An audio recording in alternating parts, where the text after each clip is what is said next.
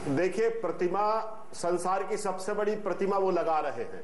मेरा उनसे कहना है कि उनके विचारों को भी आत्मसात कर ले, धर्मनिरपेक्षता के, सहिष्णुता के, उदारता के, इस अखंड भारत और इसकी समृद्ध विविधता को स्वीकार करने के मोदी ने भाषण में कहा ही था। जरा अपना ले मुकेश नायक साहब, वो तो कह ही रहे हैं कि लोकतंत्र के 4 दुश्मन जो उन्होंने गिनवाए, उसमें सांप्रदायिकता को भी उन्होंने कहा था, उसमें मान रहे हैं कि वो भी दुश्मन है। बदल रहे हैं मोदी, ऐसा लग रहा है। चलो इतना ही कर ले कि वो जो सरदार वल्लभ भाई पटेल ने आरएसएस पर प्रतिबंध लगाया था, वो कम से कम गुजरात में आरएसएस पर प्रतिबंध लगा ले, इतना ही कर ले। चलिए, मेरे साथ बीजेपी के नेता चूंकि नहीं है, नहीं तो मैं उनसे ये सवाल पूछता। विचारों को अपने चरित्र में नहीं लाते। जी राजीव रंजन जी, प्रतिभा लगाकर भावनात्मक शोषण करना चाहते हैं। राजीव रंजन जी, क्या सरदार पटेल के बहाने राजनीति कर रहे हैं मोदी? जी, निश्चित तौर पर सरदार वल्लभ भाई पटेल को देश की 550 से ज्यादा देशी रियासतों को हिंदुस्तान के परचम तले संगठित करने का श्रेय प्राप्त है, और नरेंद्र मोदी ने समाज को, दिलों को बांटने का काम किया है। इसलिए जो सरदार वल्लभ भाई, लेकिन उनका हृदय परिवर्तन हो गया, ऐसा आपको नहीं लग रहा राजीव रंजन जी? बिहार में जाकर ही तो उन्होंने भाषण दिया। नहीं, कोई हृदय परिवर्तन नहीं हुआ। उन्होंने तो बिहार में आकर इतिहास की ऐसी की तैसी कर दी, ऐसे तोड़ मरोड़ करके उदाहरण और दृष्टांत पेश किए जिससे हिंदुस्तान के जो बड़े बड़े इतिहासकार हैं, ठीक है, मैं इस पर चर्चा करूंगा। राजीव जी, जो आपने बात कही ना, महत्वपूर्ण बात है, मैं इस पर भी चर्चा करूंगा। जो मोदी को लेकर नीतीश कुमार ने बातें कही है कि उन्होंने कई झूठी बातों का हवाला दिया अपने भाषण में, लेकिन सुधांशु मित्तल चूंकि बीजेपी के नेता हमारे साथ इस वक्त जुड़ चुके हैं, मैं उनका रुख करना चाहूंगा। सुधांशु मित्तल साहब, आखिर उधार के नायकों की जरूरत क्यों पड़ रही है मोदी को? अखिलेश जी, सरदार पटेल इस देश में उधार के नायक कब से हो गए? नहीं, आपकी पार्टी में भी अगर आप बड़े नेता थे, उन्हें इस्तेमाल कर रहे हैं सरदार पटेल, आप कांग्रेस के नेता को अपना लिया आपने। एक सेकंड, मैंने कहा ना, ये देश की धरोहर हैं। सरदार पटेल ने इस देश को जोड़ा। अरे श्यामा प्रसाद मुखर्जी भी तो है। मोदी जी का भाषण था, उसमें उन्होंने, हाँ, तो उनको भी तो हम मानते हैं, हमारे लिए सम्मानीय है। भाजपा की जो भारतीय जनसंघ था, उसके स्थापक थे, हमारे लिए आदर्श पुरुष हैं वो। तो क्या जिंदगी में सिर्फ एक आदर्श पुरुष होता है? अगर कोई दूसरा पुरुष जो है वो आपके लिए एक आइकन बनता है, देश की एकता के लिए किसी ने काम करा है, तो उसको हम अपना मानेंगे क्यों नहीं? देश की धरोहर नहीं है क्या वो? और इसलिए मुझे दुख हो रहा है कि जिस भाषा का यहाँ प्रयोग करा जा रहा है, एक ऐसे व्यक्ति के लिए जिसने इस देश को जोड़ा, संगठित करा, 565 यहाँ पे प्रिंसली स्टेट थे, उन सबको इकट्ठा करके एकजुट करा। और देखिए आज का परिप्रेक्ष्य क्या है, मुकेश परिप्रेक्ष्य है, उनके परिप्रेक्ष्य का, एक सेकंड, बस जी मुकेश नायक आपको जवाब देना चाह रहे हैं। परिप्रेक्ष्य जो कहना चाह रहा था अखिलेश जी, वो ये है। सुधांशु जी सुन लीजिए, मैंने सुना आपकी बात, धैर्य से मैं सुन रहा हूं। सुधांशु मित्तल आपको कुछ जवाब देना चाह रहे हैं मुकेश नायक जी। हाँ मुकेश नायक बोलिए।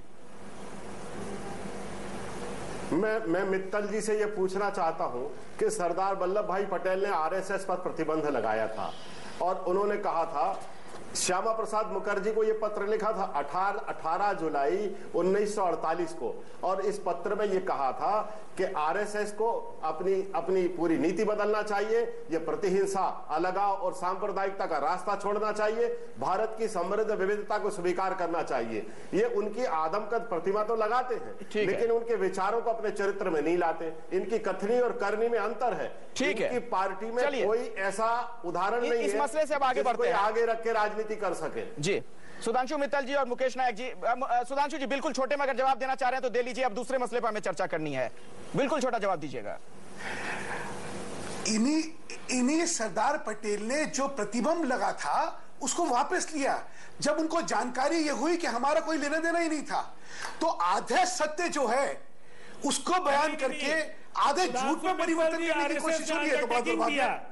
आरएसएस ने अंडरटेकिंग दिया कि उनका कोई राजनीतिक उद्देश्य नहीं है, वो एक सांस्कृतिक संगठन है, ये उनको अंडरटेकिंग देना पड़ा। राजनीति, एक चीज बताइए मुझे अखिलेश जी, आरएसएस ने कभी चुनाव लड़ा था क्या?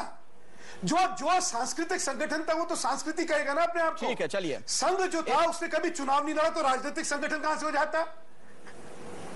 ठीक है, हमें ब्रेक ले रुकना पड़ेगा। ब्रेक के बाद कहीं का ईड़ा कहीं का रोड़ा पर कभी बाद में फिर चर्चा करेंगे तफसील से। तमाम मेहमानों से मेरी गुजारिश है, एक ब्रेक के लिए हमें रुकना पड़ेगा। ब्रेक के बाद जब लौटेंगे तो बात करेंगे नीतीश कुमार ने किस तरीके से नरेंद्र मोदी के कई झूठों का पर्दाफाश किया है, गिनाए हैं किस तरीके से उन्होंने मोदी के झूठ।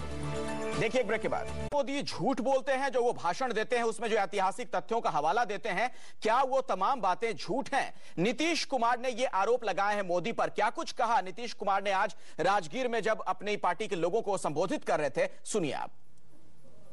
अगर महाभारत काल को याद करें तो कर्ण की याद आती है, अगर गुप्त वंश की याद करें तो चंद्रगुप्त की राजनीति हमें प्रेरणा देती है,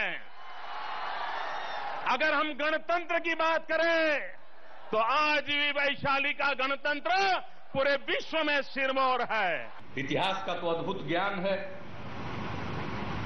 चंद्रगुप्त गुप्त वंश के हो गए, मौर्य वंश के सिरमौर चंद्रगुप्त, जिनका पाटलिपुत्र गुप्त वंश के काल को भी स्वर्णिम काल कहा गया है, वहां भी चंद्रगुप्त थे। लेकिन ये चंद्रगुप्त जिनकी चर्चा हो रही थी वो मौर्य वंश के संस्थापक, उन्हीं का पोता अशोक था। सुधांशु मित्तल जी, सीधा सवाल आपसे है, क्या वजह है कि इस तरह की जानकारियां, भ्रामक जानकारियां दे रहे हैं मोदी? अगर आपने मोदी जी का बयान सुना होगा तो उसका मूल भाव क्या था कि चंद्रगुप्त जो हैं वो हमें इंस्पायर करते हैं, वो हमें उत्साहित करते हैं। चंद्रगुप्त जी उत्साहित करते हैं नहीं करते हैं, उसका नीतीश कुमार जी को समझ शायद नहीं आता है। ठीक है, उनको समझ आ रहा कि नहीं, अरे भाई वो गुप्त वंश नहीं मौर्य वंश थे। अच्छा चलिए, प्रश्न उनके वंशज होने का था, एक और बयान हम आपको सुनवाते हैं। एक और बयान हम आपको सुनवाते हैं। थोड़ा सा राजनीति में ये कहना चाहता हूं, मोदी का सफेद झूठ है, सुनिए पहले आप। प्रधानमंत्री की टेबल पर हम और हमारे बिहार के मित्र मुख्यमंत्री दोनों एक ही टेबल पे भोजन पे आ गए। भोजन परोसा जा रहा था लेकिन वो खाना खा नहीं रहे थे, इधर उधर देख रहे थे, चारों तरफ देख रहे थे। मैं प्रधानमंत्री के सामने देखूं, उनके सामने देखूं, मैं परेशान था कि भाई बात क्या है।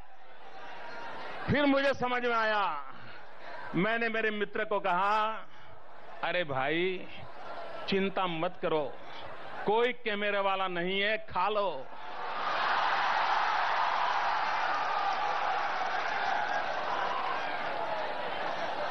हिपोक्रेसी की भी सीमा होती है। एक झूठी कथा भी कही गई, प्रधानमंत्री के किसी भोज के किसी टेबल पर हम और वो आमने सामने कभी नहीं बैठे। ये बनावटी है, वैसे ही हवा जैसे बनावटी है, कुदरत की हवा नहीं है, ब्लोअर से दी जाने वाली हवा है। उसी तरह से कहानी भी झूठी। कथा सुना रहे थे, एक कथावाचक जो वहीं के हैं उनका हस्र तो देख ही रहे हैं ना आप लोग। सुधांशु मित्तल जी, क्या किस्सा गोई में माहिर हो गए मोदी? इस तरह की कहानियां कहां से भूल लेते हैं? मैं हैरान हूं कि जिस आदमी का सफेद झूठ कल रात आप ही के चैनल ने पकड़ के सबको दिखाया, वो आज आदमी दूसरों को झूठा कह रहा है। विश्वसनीयता किसकी है? इनकी है, नरेंद्र मोदी की है। और इसका सत्य क्या है, सत्य नहीं है तो आज इन्होंने कहा है, नरेंद्र मोदी जी अपने आप जवाब दे देंगे। लेकिन जिसका झूठ तो सरेआम पकड़ा गया, आदमी कहता है कि हमारे पास इंटेलिजेंस की कोई रिपोर्ट ही नहीं थी, और कल आप ही के चैनल ने सारा खुलासा कर दिया कि कैसे रिपोर्ट थी। सुधांशु मित्तल जी, मैं तो हैरान हूं, आप जो सवाल है उनका जवाब दीजिए। आप ये कहना चाह रहे हैं कि जो बातें मोदी ने कही है, आज के लिए जिस तरह से बातचीत हुई थी, हिपोक्रेसी का जो जिक्र करे वो सही बात है, ये कह रहे हैं आप सुधांशु जी? नहीं, मैं ये कह रहा हूं कि ये क्योंकि तथ्य अभी सामने आए, नरेंद्र मोदी जी से पूछिए, बतलाना पड़ेगा। भैया मैंने तो अभी तक उनसे पूछा नहीं है, तो लेकिन मेरा ये मानना है कि नरेंद्र मोदी जी का आज तक का आचरण में इस तरह के झूठ बोलने की उनकी कोई परंपरा नहीं है। नीतीश कुमार जी की जरूर परंपरा है। 2003 में तारीफ करने के बाद वो उनको सांप्रदायिक पाते हैं, तब झूठ बोलते पकड़े गए। राजीव जी, आपने नीतीश कुमार जी के बारे में कोई बात राजीव जी आपके पास आऊंगा, लेकिन मुकेश नायक जी आपसे मेरा सवाल है, अब नीतीश और मोदी अगर एक दूसरे के बारे में इस कहानी को लेकर कह रहे हैं कि दोनों झूठ बोल रहे हैं, तो तीसरी पार्टी तो प्रधानमंत्री ही बचते हैं जो कि उस खाने की टेबल पे थे। अब आपको कहीं हो सकता है प्रधानमंत्री मनमोहन सिंह से ही पूछना पड़े कि कौन सच बोल रहा है, कौन झूठ कह रहा है। देखिए, मेरा ये कहना है कि 17 साल ये लोग साथ में रहे हैं, इसलिए ये एक दूसरे के बारे में जो बात कह रहे हैं वो ज्यादा उस प्रमाणिक है।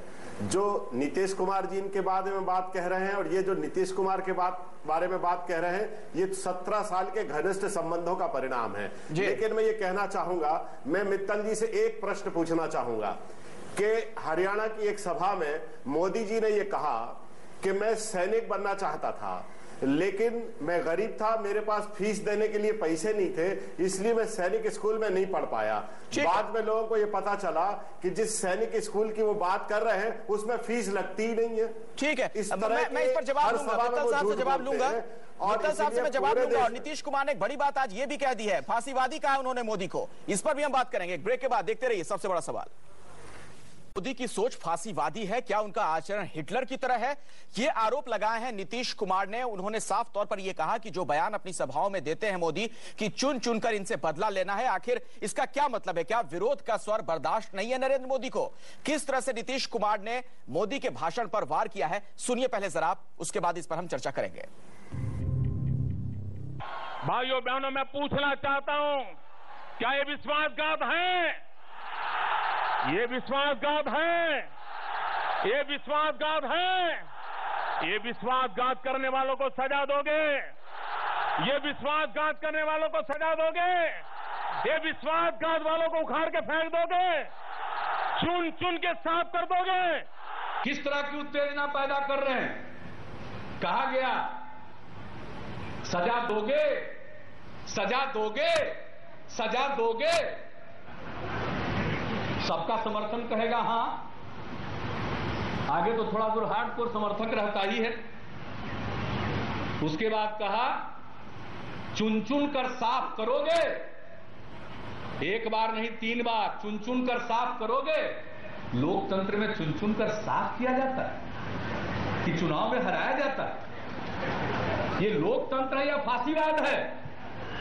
ये कैसी भाषा है, चुन चुन कर साफ करोगे? ये लोकतंत्र की भाषा है या फासिज्म की भाषा है? जी, ये बड़ा सवाल है कि पार्लियामेंट्री डेमोक्रेसी में इस भाषा का क्या मतलब है। सुधांशु मित्तल जी, सजा दोगे और चुन चुन कर बदला लोगे, ये कहते हैं अगर अपने भाषण में नरेंद्र मोदी, तो क्यों ना उन्हें हिटलर माना जाए, हिटलर की तरह का उनका आचरण माना जाए, जो नीतीश आरोप लगा रहे हैं। लोकतंत्र की भाषा है या फैशिज्म की भाषा है या फ्रस्ट्रेशन की भाषा है, ये तय करिए। जनता का जो जवाब था उससे नीतीश कुमार जी थोड़ा घबरा गए हैं। जो जनता का आक्रोश इनके आचरण से लोगों में आया है, जो विश्वासघात से लोग आहत हुए हैं, उसका आक्रोश जब सामने निकल के आया है तो नीतीश कुमार जी बौखला गए हैं और इस वजह से ये कर रहे हैं। जिस किसी ने भी वहां देखा है, वो प्रजातांत्रिक बात हो रही है, फैशिज्म की बात हो रही है, वो खुद ही समझ ले। मुझे लगता है एक्सेप्शनल इंटेलिजेंस की जरूरत नहीं है, इसमें सिर्फ एवरेज इंटेलिजेंस अगर आदमी की होगी तो वह समझ जाएगा कि क्या बातें हो रही थी और जनता ने क्या जवाब दिया। सुधांशु मित्तल कह रहे हैं फ्रस्ट्रेशन की भाषा है, बात रख दी आप लोगों की। सुधांशु मित्तल सुनिए, बिहार के लिए नरेंद्र मोदी भारतीय जनता पार्टी के लिए भी त्याज्य थे। भारतीय जनता पार्टी ने चुनाव के पिछले 3 लोकसभा और 2 विधानसभा चुनाव में नरेंद्र मोदी को बिहार की धरती पर नहीं बुलाया, और इसकी सीधी वजह थी कि बिहार की धरती पर नीतीश कुमार की अगुवाई में जो एक धर्मनिरपेक्ष राजनीति और विकास का जो चेहरा बिहार में हमारी पार्टी और गठबंधन का था, उसको जनता ने सराहा और स्वीकारा।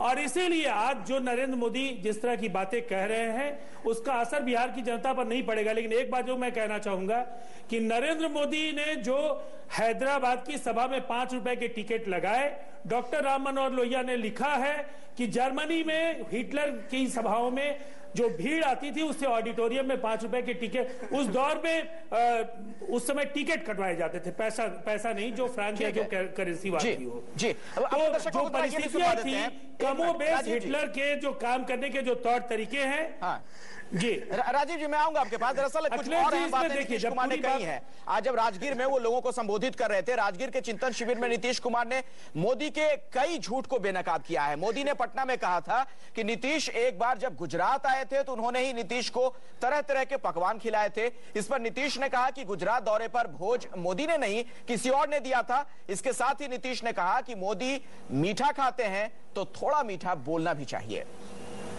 मुख्यमंत्री हमारे मित्र गुजरात आए थे, कथा सुननी है।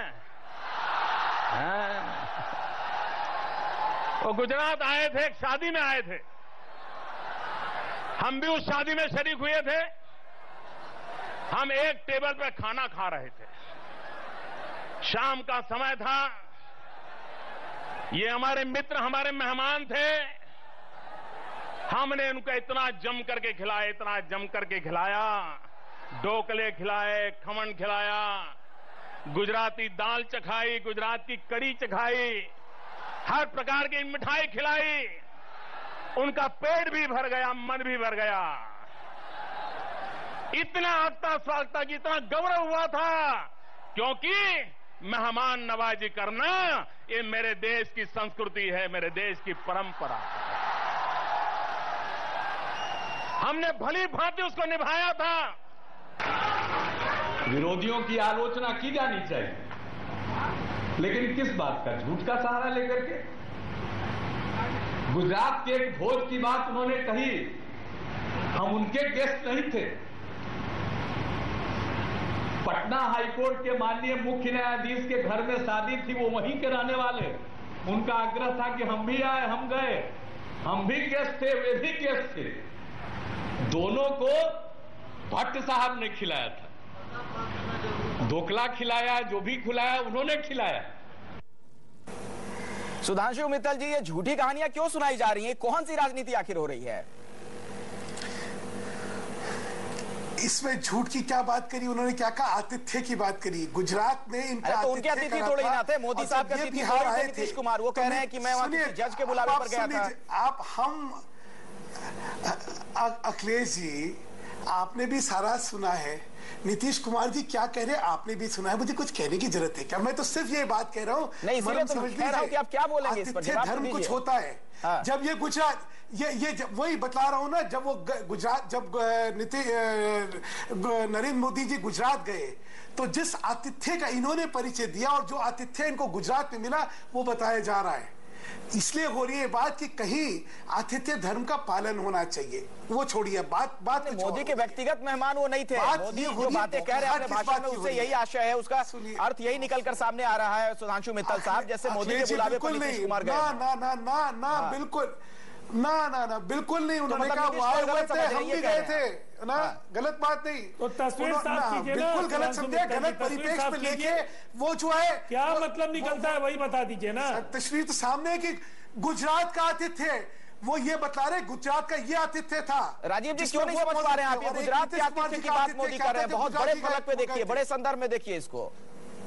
देखिए उन्होंने जो कुछ कहा वो आपने भी सुना और उसका जो जवाब मुख्यमंत्री जी ने दिया वो भी बड़ी सोच चाहिए।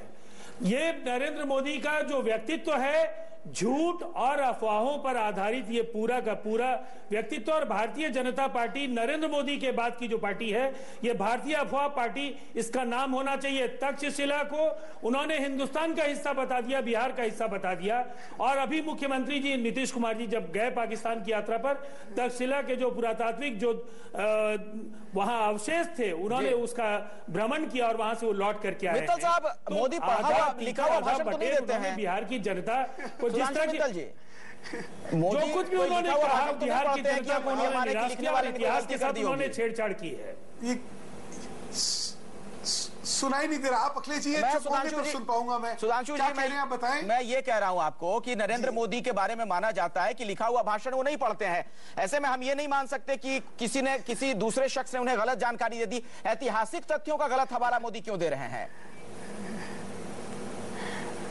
मैं तो दूसरी बात कह रहा हूं, आज बड़ा कष्ट हो रहा है इन सबको। जब 2003 के अंदर नीतीश कुमार जी उनकी इज्जत में अब बोलने, अरे भाई मुझे बोलने दीजिए, आप जब बोलते मैं नहीं बीच में बोलता। जब 2003 में नीतीश कुमार जी गए और इनकी शान में कसीदे पढ़ रहे थे, तो शायद मोदी जी की खमियां, ठीक है, उस पर हम चर्चा करेंगे। हम लोग स्टूडियो में बात कर चुके हैं, लेकिन मैंने जो सवाल पूछा, सवालों पर बहस है वही होने दीजिए। एक मिनट सुधांशु जी, 3 बातें। तक्षशिला पाकिस्तान में है, बिहार में नहीं है। मोदी ने जैसा कि कहा हिंदुस्तान का हिस्सा बताया। सिकंदर गंगा के किनारे हारा था, ऐसा उनका कहना था। और पीएम के टेबल वाली जो कहानी तो उन्होंने बताई, उसको लेकर विवाद है। चंद्रगुप्त को गुप्त वंश का उन्होंने बता दिया। ये ऐतिहासिक तथ्य गलत क्यों बता रहे हैं मोदी? इसके पीछे क्या वजह है? ये तो इतिहासकारों को भी फिर से भी पढ़ना पड़ जाएगा। तक्षशिला के बारे में अखिलेश जी, इतिहास में कहां आपने सुना है कि तक्षशिला को हम पाकिस्तान का मानते हैं? मैं तो पहली बार आपके मुंह से या इनके मुंह से सुन रहा हूं कि तक्षशिला हम हिंदुस्तान का मानते ही नहीं है। पहली बात। नरेंद्र मोदी जी ने अपने भाषण में कहा, नीतीश कुमार जी, नरेंद्र मोदी जी ने पटना के अपने संबोधन में तक्षशिला को बिहार का हिस्सा बताया। सुनवा देते हैं। अब चूंकि इसको लेकर वाद विवाद हो गया, अपने दर्शकों को भी सुनवा दें। तक्षशिला से मुताल्लिक क्या बयान दिया? तक्षशिला हिंदुस्तान का नहीं है क्या? इस पर सुधांशु जी सुनिए पहले। पाटलिपुत्र को याद करें तो पटना की हर गली याद आती है। अगर हम ज्ञान युग को याद करें तो नालंदा और तक्षशिला का स्मरण होता है। ये मेरा बिहार है भाइयों। हम सुन रहे थे, मुझको अचरज हो रहा था, तक्षशिला को भी बिहारी में बता दिया गया। तक्षशिला उत्तर पश्चिम में है, हम होकर आए हैं। अब वो पाकिस्तान में पड़ता है। तक्षशिला नालंदा विश्वविद्यालय से भी पुराना है। चाणक्य वही प्रोफेसर थे पहले, वहां से आए पाटलिपुत्र। सुधांशु मित्तल जी, आप सिर्फ नेता नहीं है बल्कि आपके पास रिसर्च भी तमाम बहुत तरह के तथ्य होते हैं, फैक्ट्स आप कैरी करते हैं अपने साथ हमेशा। सुना आपने भाषण, क्या कहेंगे अब आप? मेरा तो आज तक यही अंदाजा था कि तक्षशिला हिंदुस्तान में और बिहार में। अगर मोदी कह रहे हैं गलत है तो गलत है, उसमें कहेंगे क्या? सुनिए नहीं हाँ। मैंने आपसे क्या कहा? अगर ये सुधार देना चाहूंगा फैक्ट है कि तक्षशिला बिहार में नहीं है, जबकि पाकिस्तान के पंजाब में। एक सेकेंड मैंने आपको ये बताया कि विक्रमशिला बिहार में है, तक्षशिला पाकिस्तान के पंजाब में है। मेरा आज तक का तो ये मानना था कि तक्षशिला बिहार में। अगर ये हिस्टोरिकली इनकरेक्ट फैक्ट है तो इनकरेक्ट फैक्ट है, मानते हैं, चलिए गलती हुई। मुकेश नायक जी, मैं आपको बहस लाना चाहूंगा, कांग्रेस के नेता हमारे साथ है। सुधांशु जी एक मिनट। मुकेश नायक जी, क्या चल रहा है ये बीजेपी और जेडीयू की अगर बात की जाए, किस तरह से आप लोग देख रहे हैं इस घटनाक्रम को? अगर पूरे देश में उनके कैंपेन, उनके भाषण को आप सुने तो कई शब्द बिल्कुल समान रूप से दिखाई देते हैं। युद्ध, प्रहार, सफाया, सजा, कांग्रेस विहीन भारत का निर्माण, हुंकार, ये शब्द अपने आप में बताते हैं कि कठोरता, हृदयहीनता, असहिष्णुता उनके विचारों में भी है, उनके आचरण में भी है। उससे वो रचे बसे हैं। लेकिन मुकेश नायक जी, चिंता की बात आप लोगों के लिए भी है। गैर कांग्रेसी सरकार की बात जहां मोदी कह रहे हैं, वहीं जेडीयू नीतीश कुमार ने भी आज इस पर बोला है, गैर कांग्रेसी सरकारों को लेकर। देखिए, इस देश की जनता तय करती है कि देश में कौन सी सरकार बनेगी, कौन सा राजनीतिक दल होगा। जब कोई व्यक्ति ये तय करने लगता है कि कौन सा दल होगा, कौन सी सरकार होगी, तो वो तानाशाह बन जाता है। इसलिए नीतीश कुमार ने सही उनके लिए कहा है कि ये तानाशाह है, फासिस्टवादी है। ठीक है, एक ब्रेक के बाद चर्चा आगे बढ़ाएंगे। देखते रहिए न्यूज़ 24। नरेंद्र मोदी देश के मिजाज को समझते हैं, गरीबों को समझते हैं। ये जताने के लिए, ये बताने के लिए अक्सर अपने भाषणों में इस बात का वो जिक्र करते हैं कि कैसे रेलवे स्टेशन पर वो चाय बेचा करते थे, किस तरीके से उन तमाम चीजों को उन्होंने अपने ऊपर जिया है। इस पर किस तरीके से नीतीश कुमार ने पलटवार किया, किस तरह से उन्होंने चुटकी ली है, ये सुनिए आप। ढेर सारे रेल मंत्री दिए। भाइयों बहनों, मैं रेल मंत्री तो सोच भी नहीं सकता हूं, मैं तो रेल के डिब्बे में चाय बेचते बेचता यहां आया हूं। और रेल के डिब्बे में चाय बेचने वाले को रेल की मुसीबतों का जितना पता होता है उतना रेल मंत्रियों को भी पता नहीं होता है। हमको तजुर्बा नहीं है स्टेशन पर चाय बेचने का, लेकिन हम भी एक साधारण घर से आए हैं। एक स्वतंत्रता सेनानी पिता के पुत्र हैं। हमारी मां किसान, पिताजी तो वैद्य थे, मां ही खेतीबाड़ी का काम देखती थी। आप में से बहुत लोग मिले भी होंगे, अब तो रही नहीं। धर्मपरायण महिला, किसानी करती थी। हम भी जब स्कूल से फुर्सत में आते थे तो पिताजी के मरीज होते थे, वो दवा खुद बनाते थे, वो पुड़िया दिया जाता था तो हम भी उनके पास बैठ करके दवा का पुड़िया बांध दिया करते थे। अब पुड़िया हम ठीक ठाक बांधते थे, अगर पुड़िया बांध दे तो फेंकने पर भी खुलेगा नहीं। हम भी साधारण परिवेश के, हम भी छोटे किसान के घर से आए, एक स्वतंत्रता सेनानी के परिवार से आए हैं जो आजादी की लड़ाई में जेल गए थे। हम लोगों का भी बैकग्राउंड कोई ऊंचा नहीं। सुधांशु मित्तल जी, इसके अलावा नीतीश कुमार ने उन लोगों का जिक्र भी किया, तमाम उदाहरण उन्होंने दिए, लिमे से लेके बीपी सिंह, चरणदास, तमाम लोगों के बारे में उन्होंने बताया। किसी का बैकग्राउंड उस तरीके का नहीं था, चौधरी चरण सिंह, चरणदास नहीं, कि किस तरीके से उनका बैकग्राउंड ठीक ठाक परिवारों का रहा, इसके बावजूद गरीबों के लिए उन्होंने बहुत कुछ किया। तो ये जरूरी नहीं है कि कोई गरीब परिवार से जुड़ा हो वही गरीबों के लिए कुछ करेगा। किया क्या है मोदी ने, ये बताएं। ऐसा है, नीतीश कुमार जी की बौखलाहट जो है वो सामने दिख रही है। क्यों? क्योंकि आज शिवानंद तिवारी जी ने जो कह दिया इनके यहाँ, उसके बाद नीतीश कुमार जी के पास कोई चारा नहीं बचा बट अपनी बौखलाहट को दिखाने का। ठीक है राजीव जी, बिल्कुल छोटी उनका मत है, आपका मत है। राजीव जी बिल्कुल छोटी टिप्पणी। देखिए, सबसे बड़ी बात है, जो मुख्यमंत्री अपने राज्य में बच्चों को दूध नहीं दे पाए, जहां के बच्चे कुपोषण के शिकार हो, महिलाएं एनेमिक हो, जहां लड़कियों का ड्रॉप आउट, दलित और मुस्लिम बच्चियों का जो ड्रॉप आउट का रेट है नेशनल एवरेज से दुगुना हो, वो मॉडल कभी भी देश में कांग्रेस की नाकामियों का विकल्प नहीं बन सकता है। ठीक है, मुझे लगता है हमारे दर्शक इतने समझदार हैं कि वो तय कर लेंगे कौन सच बोल रहा है, कौन झूठ बोल रहा है। सत्ता का सेमीफाइनल बस होने वाला है, 5 राज्यों में चुनाव है, उसके बाद लोकसभा के चुनाव भी है। बहुत बहुत शुक्रिया आप दोनों मेहमानों का इस चर्चा में शिरकत करने के लिए। छोटा सा ब्रेक के बाद भी न्यूज़ 24 पर खबरें लगातार जारी हैं।